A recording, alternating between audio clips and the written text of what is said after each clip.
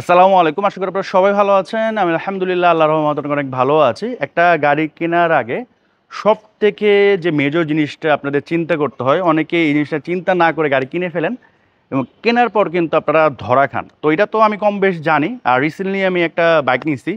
ওটা নেওয়ার পর আমি হাড়ে হাড়ে আরও টের পাচ্ছি। তো ইনশাল্লাহ এটা নিয়ে আমি একটা ভিডিও বানাবো, 2 থেকে 3 দিনের মধ্যে চলে আসবে।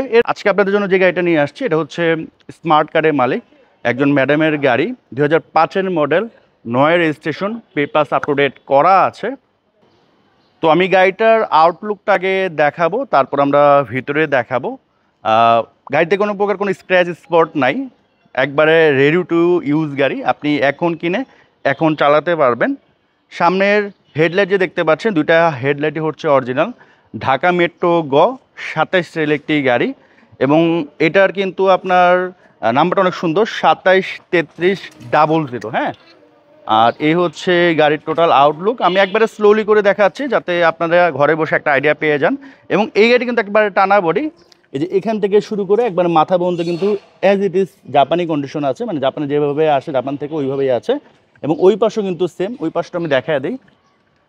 তো যখন একটা গাড়ি অ্যাক্সিডেন্ট হবে এই শেপটা কিন্তু আপনার থাকবে না। হ্যাঁ, এই শেপটা মিলাতে পারবে না। তো গাড়ি কেনার আগে ছোটো ছোটো তো অনেক বিষয় দেখতে হয়, এই জিনিসগুলো অবশ্যই একটু দেখে নেবেন যেখান থেকে গাড়ি কিনেন বা যে গাড়ি নেন। হ্যাঁ, আর আমরা তো সবসময় ট্রাই করি ভালো গাড়ি আপনাদের মাঝে উপহার দেওয়ার জন্য। তারপরেও আপনি যখন গাড়ি কিনবেন একটু দেখে শুনে বুঝে যাচাই করে নেবেন।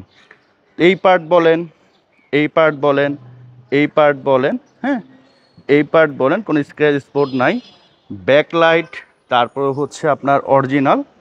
আর ভিতরে যদি দেখাই, দেখেন এখানে বিস্কিটগুলো আছে, এখানেও আছে, এখানেও আছে। হ্যাঁ, কোনো অ্যাক্সিডেন্টাল ইস্যু নেই। যেহেতু এত আগের গাড়ি, টুকটাক তো সমস্যা থাকতেই পারে, এগুলো তো আর আপনি রিকন্ডিশন টাইপ পাবেন না।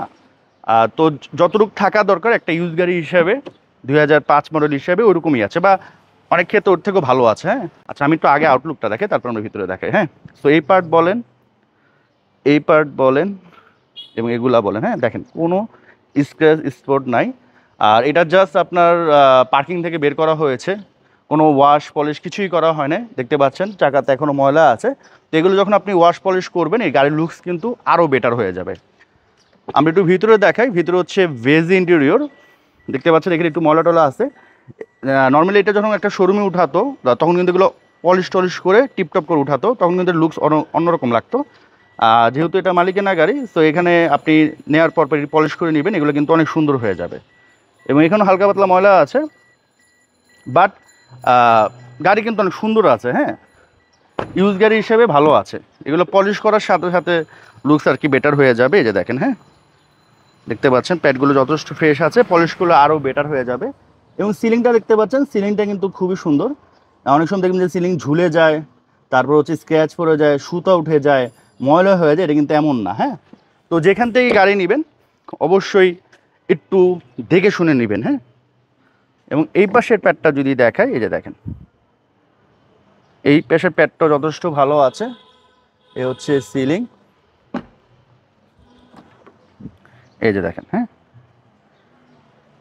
এ হচ্ছে ড্যাশবোর্ড,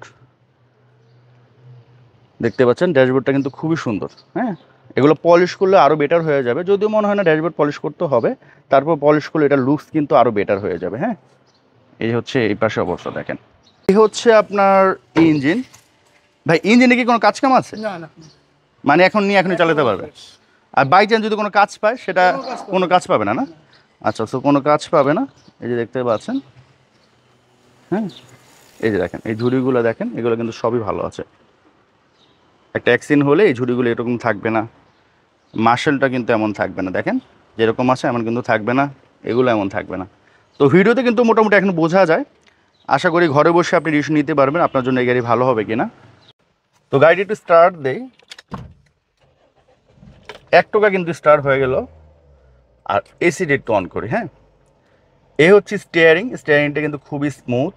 হ্যাঁ, আর এসি দেওয়ার সাথে সাথে মোটামুটি ভালো ঠান্ডা। ও ভাই, ভালো ঠান্ডা বাতাস তো। এক্সকোলা আসলে একটা জিনিস আমার কাছে ভালো লাগে, এটার এসির কন্ডিশন আসলে সবসময় খুব ভালো হয় এবং খুবই চিল্ড এসিও। হ্যাঁ, একদম দেওয়ার সাথে সাথে প্রচণ্ড ঠান্ডা। হ্যাঁ, সো এই হচ্ছে ওভারঅল ড্যাশবোর্ডের কন্ডিশন।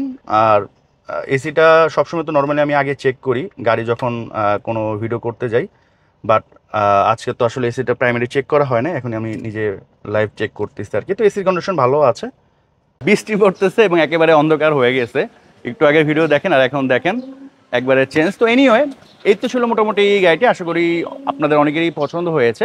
এখন সরাসরি প্রাইসে চলে আসি, এটার আস্কিং প্রাইস হচ্ছে 12,80,000 টাকা আস্কিং প্রাইস। অবশ্যই কমাবে, আপনারা যখন ফিজিক্যালি আসবেন পছন্দ হলে তাদের সাথে বসে অন টেবিলে কম বেশ করে নিতে পারবেন। তো আজকের মতো বিদায় নিচ্ছি, সবাই সুস্থ থাকেন, ভালো থাকেন, আসসালামু আলাইকুম।